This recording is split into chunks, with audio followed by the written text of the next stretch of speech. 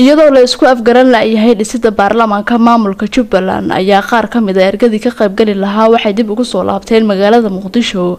Ugaas Maxamed Ugaas Xaashi Ugaas Xirsi ayaa hogaaminayay wafdi maanta soo gaaray garoonka Aadan Cadde Muqdisho. Ugaaska iyo waxgaradka sade ayaa hore u qaadacay shirki soo xulista baarlamaanka maamulka Jubba ay ka soconayay Kismaayo isla markaana hadda istaagay. xaqiiqdii waxaa noo muuqanaysay inaan wax dhismo ah oo laga geli karo inaysan jirin markaanu ogaanay dadka dhibka iyo dhibaatada haysata dadka Soomaaliyeed oo Jubbaland magaalada madaxdiisa ku nool sababtoo ah dadku markuu fiyow yahay oo nabad uu haysto oo dagaan uu haysto wuxuu geli karaa dhamaystir Jubbaland uu geli karaa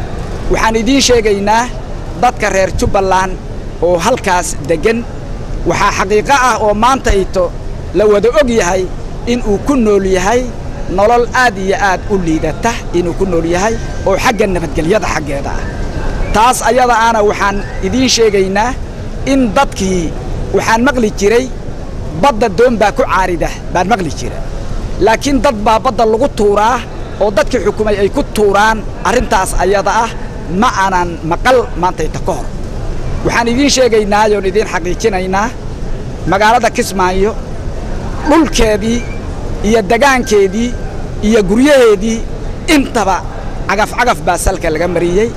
dadkii lahaa guryaha iyo dagaanka lahaana ayaga oo taagtaagan yaa laga qaatay ayadoo wax sharci ah oo looga qaaday ayna jirin ayadoo wax xukun ah oo looga qaaday ayna jirin yaa looga qaaday habeenkii markii la soo galana intee lala baxay baa la yiraahdaa oo badda laga soo qaaday yaa la yiraahdaa arintaas ayada ah waa wax dagaanka Jubbaland ee magaalada Kismaayo ay xogogaal u yihiin xildhibaan dawladda federaalka Soomaaliyeed dhexe magaceygana la yiraahdo Maxamuud Cali Magan